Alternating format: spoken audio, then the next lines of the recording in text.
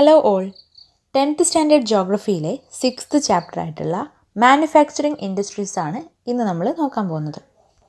Raw materials process ചെയ്തിട്ട് പിന്നീട് valuable പ്രോഡക്ട്സിനെ ഉണ്ടാക്കുന്നതിനെയാണ് നമ്മൾ മാനുഫാക്ചറിങ് എന്ന് സാധാരണയായിട്ട് പറയാറുള്ളത്. സോ പ്രൈമറി മെറ്റീരിയൽസിനെ ഫിനിഷ്ഡ് ഗുഡ്സ് ആക്കുന്ന പ്രോസസ്സാണ് മാനുഫാക്ചറിങ്. ഇത് സെക്കൻഡറി സെക്ടറിലാണ് ഉൾപ്പെടുത്തുന്നത്.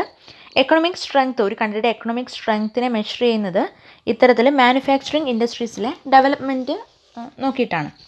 ഇനി നമുക്ക് മാനുഫാക്ചറിങ്ങിൻ്റെ ഇമ്പോർട്ടൻസ് നോക്കാം. ഒന്നാമത്തെ ഇമ്പോർട്ടൻസ്, ഇത് അഗ്രികൾച്ചറിനെ മോഡേണൈസ് ചെയ്യുന്നു. ഒപ്പം സെക്കൻഡറി ആൻഡ് ടെറിഷറി സെക്ടേഴ്സിൽ ഒരുപാട് ജോബ് ഓപ്പർച്യൂണിറ്റീസ് നൽകുന്നുണ്ട്. അഗ്രികൾച്ചറിനെ മോഡേണൈസ് ചെയ്യുന്നു, അതേപോലെ സെക്കൻഡറി ആൻഡ് ടെറിഷറി സെക്ടേഴ്സിൽ ഒരുപാട് ജോബ് ഓപ്പർച്യൂണിറ്റീസ് നൽകുന്നുണ്ട്.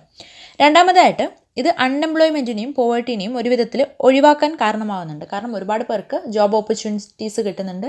സോ അവർക്ക് അവരുടെ ആവശ്യങ്ങൾ നിറവേറ്റാൻ വേണ്ടിയിട്ട്, അവരുടെ പോവർട്ടി ഇല്ലാതാക്കാൻ വേണ്ടിയിട്ടുള്ള പൈസ കിട്ടുന്നുണ്ട്.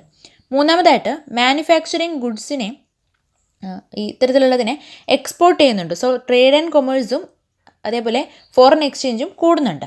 നെക്സ്റ്റ് വൺ എന്താണെന്ന് വെച്ചാൽ, ഒരു കൺട്രിയിൽ ഇത്തരത്തിൽ റോ മെറ്റീരിയൽസിൽ നിന്ന് ഒരുപാട് ഗുഡ്സ് ഉണ്ടാക്കുന്നുണ്ടെങ്കിൽ ആ കൺട്രിയുടെ എക്കണോമി ഇത് ബൂസ്റ്റ് ചെയ്യുന്നുണ്ട്. സോ ഇത്രയുമാണ് ഇതിൻ്റെ ഇമ്പോർട്ടൻസ് പറയാനുള്ളത്. നമുക്കറിയാം ഗ്ലോബലൈസേഷന് ശേഷം നമ്മുടെ ഇൻഡസ്ട്രീസൊക്കെ മോർ എഫിഷ്യൻ്റ് ആയിട്ട് മാറിയിട്ടുണ്ട്.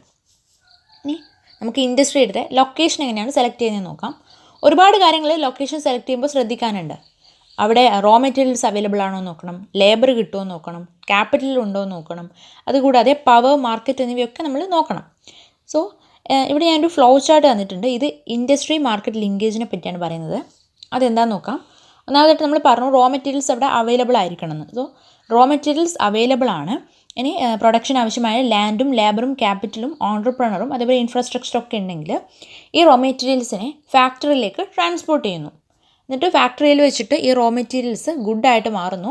അത് പിന്നീട് ഔട്ട്പുട്ട്, അതായത് ഗുഡ് പിന്നീട് ട്രാൻസ്പോർട്ട് ചെയ്ത് മാർക്കറ്റിലേക്ക് എത്തുന്നു. അപ്പോൾ നമുക്ക് മാർക്കറ്റിൽ നിന്ന് പൈസ കിട്ടുന്നു. ഇത് പിന്നീട് കൂടുതൽ റോ മെറ്റീരിയൽസിൻ്റെ ഉൽപ്പാദനത്തിന് സഹായകരമാകുന്നു. അതോടൊപ്പം അവിടെ ആവശ്യമായിട്ടുള്ള ലേബേഴ്സിന് പൈസ കൊടുക്കുന്നു. ഒപ്പം ക്യാപിറ്റൽ ഉണ്ടാകുന്നുണ്ട് അല്ലേ.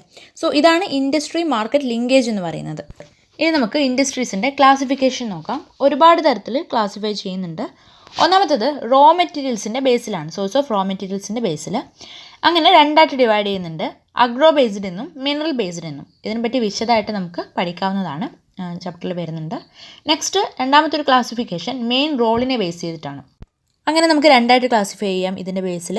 ഒന്നാമതായിട്ട് നമ്മൾ റോ മെറ്റീരിയൽസ് ആണോ പ്രൊഡക്റ്റ് ചെയ്യുന്നതെന്ന്. ഫോർ എക്സാമ്പിൾ അയൺ ആണോ, സ്റ്റീലാണോ, അല്ലെങ്കിൽ കോപ്പർ സ്മെൽറ്റിംഗ് ആണോ, കൂടാതെ അലുമിനിയം സ്മെൽറ്റിംഗ് ആണോ, ഇതൊക്കെ റോ മെറ്റീരിയൽസ് ആണല്ലേ. സോ ഇങ്ങനെയാണോ എന്ന് നോക്കും. രണ്ടാമതായിട്ട് ക്ലാസിഫൈ ചെയ്യുന്നത്, അതായത് മെയിൻ റോളിൻ്റെ ബേസിലാണ് രണ്ടാമതായിട്ട് ക്ലാസിഫൈ ചെയ്യുന്നത്, ഡിറക്റ്റ് നമുക്ക് യൂസ് ചെയ്യാൻ പറ്റുന്ന, അതായത് കൺസ്യൂമേഴ്സിന് പെട്ടെന്ന് യൂസ് ചെയ്യാൻ പറ്റുന്ന ഗുഡ്സ് ആയിട്ടാണോ എന്നുള്ളതാണ്. For example tooth paste, sugar, paper, ഇതൊക്കെ നമ്മൾ കൺസ്യൂം ചെയ്യുന്നതാണ്. സോ ഇങ്ങനെയാണ് മെയിൻ റോളിൻ്റെ ബേസിൽ ക്ലാസിഫൈ ചെയ്യുന്നത്. മൂന്നാമതായിട്ട് ക്യാപിറ്റൽ ഇൻവെസ്റ്റ്മെൻറ്റിൻ്റെ ബേസിലാണ്. ഇതിൻ്റെ ബേസിൽ സ്മോൾ സ്കെയിൽ ഇൻഡസ്ട്രീസ് എന്നും ലാർജ് സ്കെയിൽ ഇൻഡസ്ട്രീസ് എന്നാണ് ക്ലാസിഫൈ ചെയ്യുന്നത്. സ്മോൾ സ്കെയിൽ ഇൻഡസ്ട്രീസ് എന്ന് പറയുമ്പോൾ മാക്സിമം ഇൻവെസ്റ്റ്മെൻറ്റ് ഏകദേശം ഒരു 1 crore അടുത്തായിരിക്കും. അതാണ് നമ്മുടെ ഇന്ത്യയിലുള്ള ലിമിറ്റ്. ലാർജ് സ്കെയിൽ ഇൻഡസ്ട്രി എന്ന് പറയുമ്പോൾ അതിനേക്കാൾ കൂടുതൽ ക്യാപിറ്റൽ ഇൻവെസ്റ്റ് ചെയ്യുന്ന ഇൻഡസ്ട്രീസാണ്. നെക്സ്റ്റ് ഓണർഷിപ്പിൻ്റെ ബേസിലാണ്. ഇങ്ങനെ public sector, private sector, joint sector, cooperative sector എന്നിങ്ങനെ ഓണർഷിപ്പിൻ്റെ ബേസിൽ ഡിവൈഡ് ചെയ്യുന്നുണ്ട്. പബ്ലിക് സെക്ടർ എന്ന് പറയുമ്പോൾ ഇതിൻ്റെ ഓണർഷിപ്പ് ഗവൺമെൻറ് ഏജൻസിക്കായിരിക്കും. ഇതിന് എക്സാമ്പിളാണ് steel authority of India. Private sector industries എന്ന് പറയുമ്പോൾ ഇത് ഒരു ഇൻഡിവിജ്വലിൻ്റെ കയ്യിലോ അല്ലെങ്കിൽ ഗ്രൂപ്പ് ഓഫ് ഇൻഡിവിജ്വലിൻ്റെ കയ്യിലോ ആയിരിക്കും ഓണർഷിപ്പ്. ഇതിന് എക്സാമ്പിളാണ് ടിസ്കോ, ബജാജ് ഓട്ടോ ലിമിറ്റഡ് മുതലായവ. ഇനി ജോയിൻറ്റ് സെക്ടർ ഇൻഡസ്ട്രീസ് എന്ന് പറയുമ്പോൾ ഇത് സ്റ്റേറ്റും ഇൻഡിവിജ്വലും അല്ലെങ്കിൽ സ്റ്റേറ്റും ഒരു ഇൻഡിവിജ്വലിൻ്റെ ഗ്രൂപ്പും ആയിരിക്കും ഓൺ ചെയ്യുന്നത്. ഇതിന് എക്സാമ്പിളാണ് ഓയിൽ ഇന്ത്യ ലിമിറ്റഡ്. ഇത് പബ്ലിക്കിൻ്റെയും പ്രൈവറ്റ് സെക്ടറിൻ്റെയും ജോയിൻ്റ് ആയിട്ടുള്ള ഒരു ഇൻഡസ്ട്രിയാണ്. നെക്സ്റ്റ് കോപ്പറേറ്റീവ് സെക്ടർ ഇൻഡസ്ട്രിയാണ്. ഇതിൽ ഒരു പ്രൊഡക്റ്റ് ഉണ്ടാക്കാൻ വേണ്ടിയിട്ട് ഒരുപാട് പേരുണ്ടാവും അല്ലേ. പ്രൊഡ്യൂസ് ചെയ്യാൻ വേണ്ടിയിട്ടും സപ്ലൈ ചെയ്യാൻ വേണ്ടിയിട്ടൊക്കെ ഒരുപാട് പേരുണ്ടാവും. പിന്നെ വർക്കേഴ്സ് ഒരുപാട് പേരുണ്ടാവും. സോ ഇതിൻ്റെ ക്യാപിറ്റൽ ആയിക്കോട്ടെ, ഇതിൽ നിന്ന് കിട്ടുന്ന ലാഭം ആയിക്കോട്ടെ, എല്ലാവരും കൂടി വീതിച്ചെടുക്കുകയാണ്. ഇത്തരത്തിലുള്ള എക്സാമ്പിൾസ് നമുക്ക് മഹാരാഷ്ട്രയിലും കേരളത്തിലെ ഒക്കെ ഒരുപാട് കാണാറുണ്ട്. മഹാരാഷ്ട്രയിൽ പ്രധാനമായിട്ടും ഷുഗർ ഇൻഡസ്ട്രിയും കേരളത്തിൽ പ്രധാനമായും കയർ ഇൻഡസ്ട്രിയാണ് ഉണ്ടാകുന്നത്. ഇനി മറ്റൊരു ക്ലാസിഫിക്കേഷനാണ് വെയ്റ്റിൻ്റെ ബേസ് ചെയ്തിട്ട് അല്ലെങ്കിൽ ബൾക്കിൻ്റെ ബേസ് ചെയ്തിട്ട് ഹെവി ഇൻഡസ്ട്രീസ് എന്നും ലൈറ്റ് ഇൻഡസ്ട്രീസ് എന്നും ക്ലാസിഫൈ ചെയ്യുന്നുണ്ട്. ഹെവി ഇൻഡസ്ട്രീസിന് എക്സാമ്പിളാണ് അയണും സ്റ്റീലും ഒക്കെ. ലൈറ്റ് ഇൻഡസ്ട്രിക്ക് എക്സാമ്പിളാണ് ഇലക്ട്രിക് ഗുഡ് ഇൻഡസ്ട്രീസ്. ഇനി അഗ്രോ ബേസ്ഡ് ഇൻഡസ്ട്രീസ് നോക്കാം. അഗ്രോ ബേസ്ഡ് ഇൻഡസ്ട്രി എന്ന് പറയുമ്പോൾ cotton, jute, silk, woollen textiles, അതേപോലെ ഷുഗർ, എഡിബിൾ ഓയിൽ, ഇതിൻ്റെയൊക്കെ ഇൻഡസ്ട്രിയാണ്. അഗ്രികൾച്ചറൽ റോ മെറ്റീരിയൽസിനെ ബേസ് ചെയ്തിട്ടുണ്ടാകുന്ന ഇൻഡസ്ട്രി.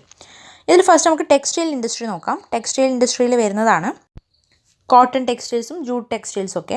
അപ്പം ഈ ടെക്സ്റ്റൈൽസ് ഇൻഡസ്ട്രി എന്ന് പറയുമ്പോൾ ഇൻഡസ്ട്രിയൽ പ്രൊഡക്ഷൻ്റെ ഏകദേശം 14% ഇത് തന്നെയാണ്. അതേപോലെ ഒരുപാട് എംപ്ലോയ്മെൻറ്റ് ജനറേഷൻ ഇതുമൂലം സാധ്യമാകുന്നുണ്ട്. കൂടാതെ ഫോറിൻ എക്സ്ചേഞ്ച് ഏർണിങ്സും ഇതിലൂടെ നമുക്ക് കിട്ടുന്നുണ്ട് ഈ ടെക്സ്റ്റൈൽസ് ഇൻഡസ്ട്രിയിലൂടെ. കോട്ടൺ ഇൻഡസ്ട്രി നോക്കുന്ന സമയത്ത് ഏൻഷ്യൻ്റ് ഇന്ത്യ മുതലേ ഇത് ഉണ്ട്. നമുക്കറിയാം കോട്ടൺ ഇൻഡസ്ട്രി പണ്ട് മുതലേ ഉള്ളതാണ്, അല്ലെങ്കിൽ കോട്ടൺ ടെക്സ്റ്റൈൽസ് പണ്ട് മുതലേ ഉള്ളതാണ്. ആ സമയത്ത് ഹാൻഡ് സ്പിന്നിങ് ആയിരുന്നു യൂസ് ചെയ്തത്. പിന്നീട് 18th സെഞ്ച്വറിക്ക് ശേഷം, അതായത് ഇൻഡസ്ട്രിയലൈസേഷന് ശേഷമാണ് നമ്മൾ കൂടുതൽ ടെക്നോളജീസൊക്കെ യൂസ് ചെയ്തിട്ട് ഇത്തരത്തിൽ കോട്ടൺ ഉൽപ്പാദിപ്പിക്കാൻ തുടങ്ങിയത്. ഇന്ത്യയിലെ ആദ്യത്തെ ടെക്സ്റ്റൈൽസ് മില്ല്, സക്സസ്ഫുൾ ആയിട്ടുള്ള ടെക്സ്റ്റൈൽസ് മില്ല് 1854 മുംബൈയിലാണ് എസ്റ്റാബ്ലിഷ് ചെയ്തത്. പണ്ടൊക്കെ കൂടുതലും ഇത്തരത്തിലുള്ള കോട്ടൺ ടെക്സ്റ്റൈൽസ് ഇൻഡസ്ട്രി മഹാരാഷ്ട്രയിലും ഗുജറാത്തിലൊക്കെ ആയിരുന്നു കോൺസെൻട്രേറ്റ് ചെയ്തിരുന്നത്. ഇതിന് കാരണം അവിടെ അവൈലബിൾ ആയിട്ടുള്ള റോ കോട്ടനും അതുപോലെ മാർക്കറ്റും ട്രാൻസ്പോർട്ടും പോർട്ട് ഫെസിലിറ്റീസും ലേബറും പിന്നെ മോശ് ക്ലൈമറ്റൊക്കെ ആയിരുന്നു. പക്ഷേ ഇപ്പോൾ പല സ്ഥലത്തായിട്ട്, ഇന്ത്യയിലെ പല സ്ഥലത്തായിട്ട് ഇത് വ്യാപിച്ച് കിടക്കുന്നുണ്ടെന്ന് നമുക്ക് പറയാം. കാരണം എല്ലായിടത്തും ഇപ്പോൾ ഇതൊക്കെ പെട്ടെന്ന് അവൈലബിൾ ആണ്, ട്രാൻസ്പോർട്ടൊക്കെ കൂടിയതുകൊണ്ട് തന്നെ. സോ ഇത്രയും കാര്യങ്ങളാണ് കോട്ടൺ ടെക്സ്റ്റൈൽ ഇൻഡസ്ട്രിയിൽ പറയാനുള്ളത്. പിന്നെ ഇന്ത്യ ജപ്പാനിലേക്കൊക്കെ ഒരുപാട് യാൺ എക്സ്പോർട്ട് ചെയ്യുന്നുണ്ട്. ഇത് കൂടാതെ ഇന്ത്യയിൽ നിന്ന് കോട്ടൺ ഗുഡ്സ് USA-ലേക്കും UK-ലേക്കും റഷ്യയിലേക്കും ഫ്രാൻസിലേക്കും ആഫ്രിക്കൻ കൺട്രീസിലൊക്കെ നമ്മൾ എക്സ്പോർട്ട് ചെയ്യുന്നുണ്ട്. ഇനി നിങ്ങൾ വലത് ഭാഗത്ത് കൊടുത്തിരിക്കുന്ന ഈ ഒരു മാപ്പ് ശ്രദ്ധിക്കുക. ഇത് കോട്ടൻ്റെയും വൂളൻ്റെയും അതേപോലെ സിൽക്ക് ഇൻഡസ്ട്രീസിൻ്റെയും ഒക്കെ ഡിസ്ട്രിബ്യൂഷൻ, ഇന്ത്യയിലെ ഡിസ്ട്രിബ്യൂഷനാണ്. സോ ഇതൊന്ന് ശ്രദ്ധിക്കുക.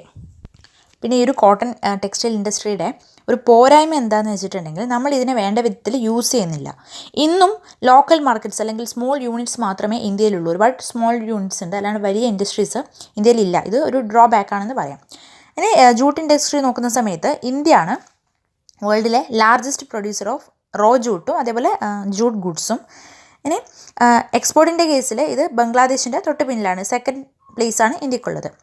ഇന്ത്യയിൽ വെസ്റ്റ് ബംഗാളിലാണ് പ്രധാനമായിട്ടും ജൂട്ട് ടെക്സ്റ്റൈൽസ് ഉള്ളത്. അതായത് ഹൂഗ്ലി റിവറിൻ്റെ ബാങ്കിലാണ്. ഈ ഹൂഗ്ലി റിവർ ഒരുപാട് കാര്യങ്ങൾ കൊണ്ട് ഇതിനെ ഹെൽപ്പ് ചെയ്യുന്നുണ്ട്. ഒന്നാമതായിട്ട് വാട്ടർ ട്രാൻസ്പോർട്ടും ഇൻഎക്സ്പെൻസീവ് ആണ്. ഇത് ഒന്നാമത്തെ ഫാക്ടറാണ്. പിന്നെ good network of railways, roads, waterways ആണ് രണ്ടാമത്തെ പ്രത്യേകത.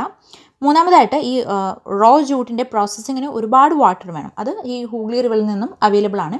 പിന്നെ വെസ്റ്റ് ബംഗാളിലെയും ബീഹാറിലെയും ഒഡീഷയിലെയും ഉത്തർപ്രദേശിലെയും ഒക്കെ ലേബർ ചീപ്പ് ഇവിടെ അവൈലബിൾ ആണ്. പിന്നെ കൊൽക്കത്ത എന്ന് പറയുന്നത് വളരെ മെട്രോപൊളിറ്റൻ സിറ്റിയാണ്. ബാങ്കിങ്ങും ഇൻഷുറൻസും പോർട്ട് ഫെസിലിറ്റീസും ഒക്കെ ഇവിടെ ഉണ്ട്. ഇതൊക്കെ ജൂട്ട് ഇൻഡസ്ട്രിയെ ഹെൽപ്പ് ചെയ്യുന്നുണ്ട്. ഇനി ഇതിൻ്റെ ഒരു ചലഞ്ച് എന്താണെന്ന് വെച്ചാൽ ഇൻ്റർനാഷണൽ മാർക്കറ്റുമായിട്ട് നമുക്ക് കോമ്പറ്റീഷൻ ഉണ്ട്. അതായത് ബംഗ്ലാദേശിനും ബ്രസീലും ഫിലിപ്പൈനും ഒക്കെ ആയിട്ടാണ് നമ്മൾ കോമ്പീറ്റ് ചെയ്യുന്നത്. 2005 നാഷണൽ ജൂട്ട് പോളിസി ഇന്ത്യയിൽ കൊണ്ടുവന്നിട്ടുണ്ട്. ഇതിൻ്റെ ഒബ്ജക്റ്റീവ് എന്താണെന്ന് വെച്ചാൽ പ്രൊഡക്ടിവിറ്റി ഇൻക്രീസ് ചെയ്യാന്നുള്ളതും ക്വാളിറ്റി ഇമ്പ്രൂവ് ചെയ്യാന്നുള്ളതും ഒക്കെ തന്നെയാണ്. പിന്നെ ഇന്ത്യയിലെ ജൂട്ടിൻ്റെ ഏറ്റവും വലിയ മാർക്കറ്റ് USA-യും കാനഡയും UK-യും ഓസ്ട്രേലിയയും ഒക്കെയാണ്. ജൂട്ടിൻ്റെ പ്രത്യേകത എന്താണെന്ന് വെച്ചാൽ ഇത് എൻവയോൺമെൻറ്റൽ ഫ്രണ്ട്ലി ആണ്, അല്ലേ? അതേപോലെ ബയോഡിഗ്രേഡബിൾ ആണ്. സോ ഇന്ന് പ്ലാസ്റ്റിക് ഒക്കെ നമ്മൾ ഒഴിവാക്കാൻ നടക്കുകയാണ്. അപ്പോൾ ജൂട്ട് അതിനെ റീപ്ലേസ് ചെയ്യാൻ പറ്റുന്ന ഒന്നാണെന്ന് നമുക്ക് പറയാവുന്നതാണ്. ഇനി നമുക്ക് ഈ അഗ്രോ ബേസ്ഡ് ഇൻഡസ്ട്രിയിൽ വരുന്ന ഷുഗർ ഇൻഡസ്ട്രി പരിശോധിക്കാം. വേൾഡിലെ second largest producer of sugar ഇന്ത്യയാണ്. ഉത്തർപ്രദേശ്, ബീഹാർ, മഹാരാഷ്ട്ര, കർണാടക, തമിഴ്നാടു, ആന്ധ്രാപ്രദേശ് മുതലായ സംസ്ഥാനങ്ങളിലാണ് പ്രധാനമായിട്ടും ഇത്തരത്തിൽ നമ്മുടെ ഷുഗർ കെയിൻ പ്രൊഡ്യൂസ് ചെയ്യുന്നത്. ഏകദേശം 60% ഓഫ് മിൽസും ഉത്തർപ്രദേശിലും ബീഹാറിലുമാണ് കോൺസെൻട്രേറ്റ് ചെയ്തിരിക്കുന്നത്. ഇനി ഈ ഒരു ഇൻഡസ്ട്രിയുടെ ചലഞ്ച് എന്താണെന്ന് വെച്ചാൽ ഒന്നാമത്തത് സീസണൽ നാച്ചർ ഓഫ് ഇൻഡസ്ട്രിയാണ്. രണ്ടാമതായിട്ട് old and inefficient method of പ്രൊഡക്ഷനാണ് നമ്മൾ ഇന്നും യൂസ് ചെയ്യുന്നത്. മൂന്നാമതായിട്ട് ട്രാൻസ്പോർട്ടിൽ വരുന്ന ഡിലേ ആണ്. ഇത് കാരണം ഷുഗർ കെയിനും ഫാക്ടറിയിൽ എത്താൻ സമയമെടുക്കുന്നു. സോ ഇത്രയുമാണ് ചലഞ്ചസ് ഉള്ളത്. ഇനി നമുക്ക് മിനറൽ ബേസ്ഡ് ഇൻഡസ്ട്രി നോക്കാം. മിനറൽ ബേസ്ഡ് ഇൻഡസ്ട്രിയിലെ ഏറ്റവും ഇമ്പോർട്ടൻ്റ് ആയിട്ട് നമ്മുടെ ബേസിക് ഇൻഡസ്ട്രി എന്ന് പറയുന്നത് അയൺ ആൻഡ് സ്റ്റീൽ ഇൻഡസ്ട്രിയാണ്. സോ അതിനെപ്പറ്റി ഫസ്റ്റ് നോക്കാം. അയൺ ആൻഡ് സ്റ്റീലിൻ്റെ പ്രത്യേകത എന്താണെന്ന് വെച്ചാൽ ഇത് ഒരുപാട് എഞ്ചിനീയറിംഗ് ഗുഡ്സിന് വേണ്ടിയിട്ട് യൂസ് ചെയ്യുന്നുണ്ട്, അതിൻ്റെ മാനുഫാക്ചറിങ്ങിന് വേണ്ടി യൂസ് ചെയ്യുന്നുണ്ട്. അതേപോലെ കൺസ്ട്രക്ഷൻ മെറ്റീരിയൽസിൻ്റെയും ഡിഫൻസിലും മെഡിക്കലിനും അതേപോലെ ടെലിഫോണിക് ആൻഡ് സയൻറ്റിഫിക് എക്യുപ്മെൻറ്റ്സിനൊക്കെ നമ്മൾ അയൺ ആൻഡ് സ്റ്റീലാണ് യൂസ് ചെയ്യുന്നത്. നമ്മൾ എന്താ പറയുക, സേഫ്റ്റി പിൻ മുതൽ എയ്റോപ്ലെയിൻ വരെയുള്ള സാധനങ്ങൾക്ക് നമുക്ക് ഇത് ആവശ്യമാണ്, അയണും സ്റ്റീലും. ഇത് ഹെവി ആൻഡ് ബൾക്കിയാണ്, അതുകൊണ്ട് തന്നെ ട്രാൻസ്പോർട്ട് കോസ്റ്റൊക്കെ വളരെ കൂടുതലാണ്. Iron or cocking call and lime stone ഇത് 4:2:1 എന്ന ഒരു പ്രൊപ്പോർഷനിലാണ് നമ്മുടെ സ്റ്റീലിൽ യൂസ് ചെയ്യുന്നത്. പിന്നെ സ്റ്റീൽ ഹാർഡൻ ചെയ്യാൻ വേണ്ടിയിട്ട് മാംഗനീസും യൂസ് ചെയ്യുന്നുണ്ട്. ഇന്ത്യയുടെ റാങ്കിങ് നോക്കുകയാണെങ്കിൽ India 3rd among the world crude steel പ്രൊഡ്യൂസേഴ്സാണ്. സോ 3rd സ്ഥാനമാണ് ഇന്ത്യക്ക് ഉള്ളത് ഈ സ്റ്റീലിൻ്റെ പ്രൊഡക്ഷനിൽ. ഇനി ഈ മാപ്പ് ഒന്ന് നോക്കുക. അതിൽ ഇന്ത്യയിലുള്ള അയൺ ആൻഡ് സ്റ്റീൽ പ്ലാന്റ്സിനെ പറ്റിയാണ് പറയുന്നത്, അതിൻ്റെ ലൊക്കേഷനാണ് പറയുന്നത്. സ്റ്റീൽ അതോറിറ്റി ഓഫ് ഇന്ത്യ വഴിയാണ് ഇന്ത്യയിലുള്ള പബ്ലിക് സെക്ടർ അണ്ടർടേക്കിംഗ് മാർക്കറ്റൊക്കെ പ്രവർത്തിക്കുന്നത്. സ്റ്റീൽ അതോറിറ്റി ഓഫ് ഇന്ത്യനെയാണ് നമ്മൾ SAIL എന്ന് സാധാരണ സൂചിപ്പിക്കാറുള്ളത്. നാഗ്പൂർ പ്ലാറ്റു റീജിയനിലാണ് ഇന്ത്യയിലെ ഏറ്റവും കൂടുതൽ അയൺ ഓർ കാണപ്പെടുന്നത്. അതുകൊണ്ട് തന്നെ അവിടെയാണ് ഏറ്റവും കൂടുതൽ ഇൻഡസ്ട്രീസും ഉള്ളതെന്ന് നമുക്ക് പറയാം. ഇതിന് കാരണം ലോ കോസ്റ്റ് ഓഫ് അയൺ ഓറിൻ്റെ അവൈലബിലിറ്റിയും അതേപോലെ നമുക്ക് അവിടെ വളരെ ചീപ്പായിട്ട് ലേബേഴ്സിനെ കിട്ടും, അത് രണ്ടാമത്തെ ഒരു ഫാക്ടറാണ്. ഇനി ഇതിന് ഒരുപാട് ചലഞ്ചസ് ഉണ്ട്. ഒന്നാമതായിട്ട് നമ്മൾ പറഞ്ഞു ഹൈ കോസ്റ്റ് ഇതിന് വരുന്നുണ്ട്, അതൊരു ചലഞ്ചാണ്. രണ്ടാമതായിട്ട് ലേബേഴ്സിൻ്റെ ലോ പ്രൊഡക്ടിവിറ്റിയാണ്. ഇതുകൂടാതെ ഇറഗുലർ സപ്ലൈ ഓഫ് എനർജിയും പുവർ ഇൻഫ്രാസ്ട്രക്ചറും ഇതിന്ന് നേരിടുന്ന കുറച്ച് ചലഞ്ചസ് ആണ്. ഇനി നമുക്ക് അലൂമിനിയം സ്മെൽറ്റിംഗ് നോക്കാം. ഇന്ത്യയിലെ സെക്കൻഡ് മോസ്റ്റ് ഇമ്പോർട്ടൻറ്റ് മെറ്റലർജിക്കൽ ഇൻഡസ്ട്രിയാണ് അലൂമിനിയം എന്ന് പറയുന്നത്.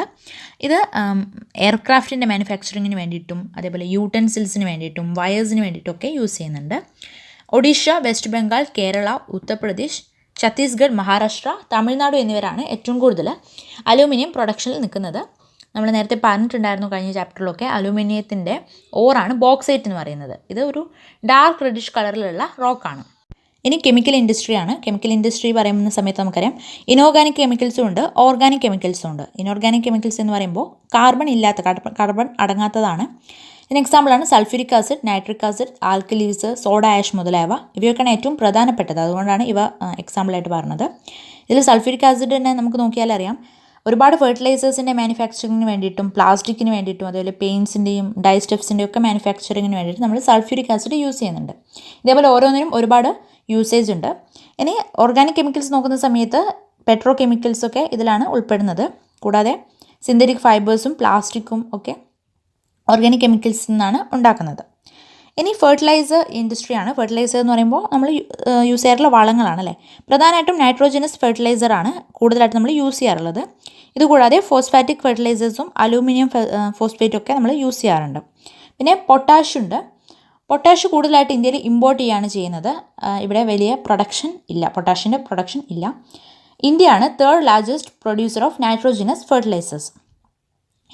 ഗ്രീൻ റവല്യൂഷന് ശേഷം ഇത്തരത്തിലുള്ള ഇൻഡസ്ട്രീസ് വളരെയധികം വർദ്ധിച്ചു വരുന്നുണ്ട്. നമുക്കറിയാം ഈ ഗ്രീൻ റവല്യൂഷൻ എന്ന് പറയുമ്പോൾ ഒരുപാട് ഫെർട്ടിലൈസേഴ്സ് യൂസ് ചെയ്തിട്ടാണ് അഗ്രികൾച്ചറിൻ്റെ പ്രൊഡക്ഷൻ ഇൻക്രീസ് ചെയ്തത്. സോ അതിനുശേഷം ഇതിൻ്റെ പ്രൊഡക്ഷൻ വല്ലാണ്ട് ഇൻക്രീസ് ചെയ്തിട്ടുണ്ട്. ആന്ധ്രാപ്രദേശ്, ഒഡീഷ, രാജസ്ഥാൻ, ബീഹാർ, ഗോവ, കർണാടക മുതലായ സ്ഥലങ്ങളിലാണ് ഏറ്റവും കൂടുതൽ ഫെർട്ടിലൈസർ ഇൻഡസ്ട്രി ഉള്ളത്. ഇനി സിമെൻറ്റ് ഇൻഡസ്ട്രിയാണ്. നമുക്കറിയാം കൺസ്ട്രക്ഷൻ ആക്ടിവിറ്റിക്ക് ഏറ്റവും എസെൻഷ്യൽ ആയിട്ടുള്ള ഒന്നാണ് സിമെൻറ്റ് എന്ന് പറയുന്നത്. ഹൗസ് ബിൽഡ് ചെയ്യാനും ഫാക്ടറീസും അതുപോലെ ബ്രിഡ്ജും റോഡും എയർപോർട്ടൊക്കെ ഉണ്ടാക്കാൻ വേണ്ടിയിട്ട് നമുക്ക് സിമെൻറ്റ് ഇൻഡസ്ട്രി വളരെ ആവശ്യമാണ്. Lime stone, silica, gypsum, call, electric power മുതലായവ ഈ സിമെൻറ്റ് ഇൻഡസ്ട്രിക്ക് വളരെ അത്യാവശ്യമാണ്. ഇന്ത്യയിൽ ഗുജറാത്തിലാണ് സിമെൻറ്റ് ഇൻഡസ്ട്രി ഏറ്റവും കൂടുതൽ ലൊക്കേറ്റ് ചെയ്തിരിക്കുന്നത്. ഇതിന് കാരണം അവിടെ ഗൾഫ് കൺട്രീസിലൊക്കെയുള്ള മാർക്കറ്റുമായിട്ട് കണക്ട് ചെയ്യാൻ വളരെ ഈസിയാണ് എന്നുള്ളത് കൊണ്ടാണ്. 1904 ചെന്നൈയിലാണ് ഫസ്റ്റ് സിമെൻറ്റ് പ്ലാന്റ് ഉണ്ടാക്കിയിരുന്നത്. ഇനി ഓട്ടോമൊബൈൽ ഇൻഡസ്ട്രിയാണ്. ഓട്ടോമൊബൈൽ ഇൻഡസ്ട്രി എന്ന് പറയുന്ന സമയത്ത് നമ്മുടെ ബസ്, കാറ് മുതലായ വെഹിക്കിൾസിനൊക്കെ വേണ്ടിയിട്ട് യൂസ് ചെയ്യുന്നതാണ്. ഫോറിൻ ഡയറക്റ്റ് ഇൻവെസ്റ്റ്മെൻറ്റ് ഇന്ത്യയിൽ കൊണ്ടുവരാൻ വേണ്ടിയിട്ട് വളരെയധികം ഓട്ടോമൊബൈൽ ഇൻഡസ്ട്രി ഹെൽപ്പ് ചെയ്യുന്നുണ്ട്. ഡൽഹി, ഗുരുഗ്രാം, മുംബൈ, പൂനെ, ചെന്നൈ, കൊൽക്കത്ത, ലക്നൗ, ബാംഗ്ലൂർ മുതലായവരാണ് അവിടങ്ങളിലാണ് ഏറ്റവും കൂടുതൽ ഓട്ടോമൊബൈൽ ഇൻഡസ്ട്രി ഉള്ളത്. നെക്സ്റ്റ് വളരെ ഇമ്പോർട്ടൻ്റ് ആയിട്ടുള്ള ഇൻഫർമേഷൻ ടെക്നോളജി ആൻഡ് ഇലക്ട്രോണിക് ഇൻഡസ്ട്രിയാണ്. ട്രാൻസിസ്റ്റർ മുതൽ ടെലിവിഷൻ വരെയുള്ള കാര്യങ്ങൾക്ക് വേണ്ടിയിട്ട് നമ്മൾ യൂസ് ചെയ്യുന്നത് ഈ ഒരു ഇൻഡസ്ട്രിയാണ്. ഡൽഹി, ഹൈദരാബാദ്, പൂനെ, ചെന്നൈ മുതലായവയിലൊക്കെ ഈ ഒരു ഇൻഡസ്ട്രി ഉണ്ട്. എങ്കിലും ഇന്ത്യയുടെ ഇലക്ട്രോണിക് ക്യാപിറ്റൽ എന്നറിയപ്പെടുന്നത് ബംഗളൂരുവിലാണ്. ഓക്കെ, ബംഗളൂരുവിലാണ് ഇത്തരത്തിലുള്ള ഇൻഫർമേഷൻ ടെക്നോളജി ഇൻഡസ്ട്രി ഏറ്റവും കൂടുതൽ ലൊക്കേറ്റ് ചെയ്തിരിക്കുന്നത്. നമ്മുടെ ഫോറിൻ എക്സ്ചേഞ്ച് ഏൺ ചെയ്യാൻ വേണ്ടിയിട്ട് ഇന്ത്യയെ ഏറ്റവും കൂടുതൽ വളരെയധികം ഹെൽപ്പ് ചെയ്യുന്നത് ഈ ഒരു ഇൻഫർമേഷൻ ടെക്നോളജി ആൻഡ് ഇലക്ട്രോണിക് ഇൻഡസ്ട്രിയാണ്. പിന്നെ ഇന്ന് ഇന്ത്യയിൽ IT ഇൻഡസ്ട്രിയിൽ ഹാർഡ്വെയർ ആയിക്കോട്ടെ, സോഫ്റ്റ്വെയർ ആയിക്കോട്ടെ, ഇതിൻ്റെയൊക്കെ ഗ്രോത്ത് വളരെയധികം കൂടുതലാണ്. ഇത് തന്നെയാണ് ഇന്ത്യയിൽ ഈ ഒരു ഇൻഡസ്ട്രിയുടെ സക്സസ് എന്ന് പറയുന്നത്. ഈ ഒരു മാപ്പ് നോക്കുക. ഇന്ത്യയിലെ കുറച്ച് സോഫ്റ്റ്വെയർ ടെക്നോളജി പാർക്കിനെ പറ്റിയാണ് ഈ ഒരു മാപ്പിൽ പറയുന്നത്. ഇനി നമ്മളിപ്പോൾ കുറേ നേരമായിട്ട് ഒരുപാട് ഇൻഡസ്ട്രീസിൻ്റെ ഒക്കെ കാര്യങ്ങൾ പറഞ്ഞു. ഇതുകൊണ്ട് ഒരുപാട് പ്രശ്നങ്ങളുണ്ട്. പൊല്യൂഷന് മെയിൻ കാരണം ഇത്തരത്തിലുള്ള ഇൻഡസ്ട്രീസാണ്. പൊല്യൂഷൻ എന്ന് പറയുമ്പോൾ എയർ പൊല്യൂഷൻ ഉണ്ട്, വാട്ടർ പൊല്യൂഷൻ ഉണ്ട്, തെർമോ പൊല്യൂഷൻ ഉണ്ട്, നോയ്സ് പൊല്യൂഷൻ ഉണ്ട്, അങ്ങനെ ഒരുപാട് തരം പൊല്യൂഷൻസ് ഉണ്ട്. എയർ പൊല്യൂഷൻ എന്ന് പറയുന്നത് എയറിലുള്ള ചില കോൺസ്റ്റിറ്റ്യൂവൻറ്റ് പാർട്ടിക്കിൾസിൻ്റെ അളവ് കൂടുന്നതാണ്, വേണ്ട വിധത്തിനേക്കാളും കൂടുതലുള്ളതാണ്. കാർബൺ മോണോക്സൈഡ്, സൾഫർ ഡയോക്സൈഡ്, അതുപോലെ ഡസ്റ്റ്, സ്പ്രേസ്, മിസ്റ്റ് മുതലായവയൊക്കെ അന്തരീക്ഷത്തിൽ വളരെയധികം കൂടി വരുന്നത് ഒരുപാട് പ്രശ്നങ്ങൾ ഉണ്ടാക്കുന്നുണ്ട്. ഹ്യൂമൻ ഹെൽത്തിനെയും അനിമൽസിൻ്റെയും പ്ലാന്റ്സിൻ്റെയും ഒക്കെ ഹെൽപ്പിനെ ഇത് ബാധിക്കുന്നുണ്ട്. ഇനി വാട്ടർ പൊല്യൂഷൻ നോക്കുകയാണെങ്കിൽ ഈ ഇൻഡസ്ട്രീസിൽ നിന്നൊക്കെയുള്ള എഫ്ലുവൻസ് നേരിട്ട് അല്ലെങ്കിൽ വേസ്റ്റ് നേരിട്ട് വാട്ടർ ബോഡിയിലേക്ക് തള്ളി വിടുന്നുണ്ട്. ഇതാണ് വാട്ടർ പൊല്യൂഷന് മെയിൻ കാരണം. അപ്പം ഇനി തെർമൽ പൊല്യൂഷൻ എന്ന് വെച്ചിട്ടുണ്ടെങ്കിൽ ഇൻഡസ്ട്രീസിൽ വാട്ടർ വളരെ ചൂടുള്ളതായിരിക്കും. ഇത് നേരിട്ട് ഈ ഹോട്ട് വാട്ടർ റിവേഴ്സിലേക്ക് ഒഴുക്കുക അല്ലെങ്കിൽ അങ്ങനെയുള്ള വാട്ടർ ബോഡീസിലേക്ക് ഒഴുക്കുക. ഇതാണ് തെർമൽ പൊല്യൂഷൻ എന്ന് പറയുന്നത്. അത് അവിടെയുള്ള അക്വാട്ടിക് ലൈഫിനെയൊക്കെ വളരെ ബാഡായിട്ട് ബാധിക്കുന്നുണ്ട്. ഇനി ന്യൂക്ലിയർ പവർ പ്ലാന്റ്സിൽ നിന്ന് വരുന്ന ന്യൂക്ലിയർ വേസ്റ്റ് ഉണ്ട്. ഇതും ഒരുപാട് പ്രശ്നങ്ങൾ ഉണ്ടാക്കുന്നുണ്ട്. ഇത് മിസ്കാരേജിനും ബർത്ത് ഡെഫക്റ്റിനും അതേപോലെ ക്യാൻസറിനൊക്കെ കാര്യമായിട്ട് ബാധിക്കുന്നുണ്ട്. സോയിലിൻ്റെ പ്രൊഡക്ടിവിറ്റിയും കുറയുന്നുണ്ട്. നോയ്സ് പൊല്യൂഷൻ എന്ന് വെച്ചിട്ടുണ്ടെങ്കിൽ നമുക്ക് ചെവിക്ക് ഒരു കപ്പാസിറ്റി ഉണ്ട് നോയ്സ് കേൾക്കാൻ വേണ്ടിയിട്ടുള്ള. അതിനേക്കാളും കൂടുതൽ അളവിൽ നോയ്സ് കേൾക്കുന്നത് വളരെയധികം പ്രശ്നങ്ങൾ ഉണ്ടാക്കുന്നുണ്ട്. നമുക്ക് ഇറിറ്റേഷൻ ഉണ്ടാകുന്നുണ്ട്, ആങ്കർ ഉണ്ടാകുന്നുണ്ട്, അതുപോലെ ഹാർട്ട് ബീറ്റ് ഇൻക്രീസ് ചെയ്യുന്നുണ്ട്, ബ്ലഡ് പ്രഷർ കൂടുന്നുണ്ട്, ഇങ്ങനെ ഒരുപാട് പ്രശ്നങ്ങൾ ഉണ്ടാകുന്നുണ്ട്. ഇനി ഇത്തരത്തിലുള്ള എൻവയോൺമെൻറ്റൽ ഡീഗ്രേഡേഷനെ നമുക്ക് എങ്ങനെ കൺട്രോൾ ചെയ്യാമെന്ന് നോക്കാം. ഏറ്റവും ഇമ്പോർട്ടൻ്റ് ആയിട്ടുള്ള കാര്യം എന്താണെന്ന് വെച്ചാൽ ഇൻഡസ്ട്രിയിൽ നിന്ന് വരുന്ന വാട്ടറും മറ്റും നമ്മൾ ട്രീറ്റ് ചെയ്യേണ്ടതാണ്. ഒന്നാമതായിട്ട് ഇത് റീയൂസ് ചെയ്യാനോ അല്ലെങ്കിൽ റീസൈക്കിൾ ചെയ്യാനോ നോക്കണം. പിന്നെ റെയിൻ വാട്ടർ ഹാർവെസ്റ്റ് ചെയ്യണം. ഇത് വാട്ടറിൻ്റെ റിക്വയർമെൻറ്റ് കൂടുന്ന സമയത്ത് നമുക്ക് വളരെ യൂസ്ഫുള്ളാണ്. മറ്റൊരു കാര്യം എന്താണെന്ന് വെച്ചാൽ ഇത്തരത്തിൽ ഇൻഡസ്ട്രിയൽ എഫ്ലുവൻസിനൊക്കെ അതിൽ നിന്ന് വേസ്റ്റ് ഒഴിവാക്കണം, അല്ലെങ്കിൽ അതിനെ വേസ്റ്റ് വാട്ടർ ട്രീറ്റ്മെൻറ്റ് ചെയ്യണം. ഈ വേസ്റ്റ് വാട്ടർ ട്രീറ്റ്മെൻറ്റിൽ പ്രൈമറി ട്രീറ്റ്മെൻറ്റ് എന്താണെന്ന് വെച്ചാൽ മെക്കാനിക്കൽ മീൻസ് ആണ്. ഇതിൽ സ്ക്രീനിങ്, ഗ്രൈൻഡിങ്, ഫ്ലോക്കുലേഷൻ, സെഡിമെൻറ്റേഷൻ എന്നീ സ്റ്റെപ്സ് നടക്കുന്നുണ്ട്. സെക്കൻഡറി ട്രീറ്റ്മെൻറ്റിൽ ബയോളജിക്കൽ പ്രോസസ്സാണ് നടക്കുന്നത്. ടെറിഷറി ട്രീറ്റ്മെൻറ്റിൽ biological, chemical and physical process ഒരുമിച്ച് നടക്കുകയാണ്. ഇത് റീസൈക്ലിംഗ് ഓഫ് വാട്ടർ വേസ്റ്റ് നടക്കുന്ന ഒരു സ്റ്റേജാണ്. അപ്പം ഇങ്ങനെയാണ് നമുക്ക് എൻവയോൺമെൻറ്റൽ ഡീഗ്രേഡേഷനെ അത്യാവശ്യം കൺട്രോൾ ചെയ്യാൻ പറ്റുന്നത്. അപ്പോൾ ഇത്രയും കാര്യങ്ങളാണ് ഈ ചാപ്റ്ററിലുള്ളത്. Thank you.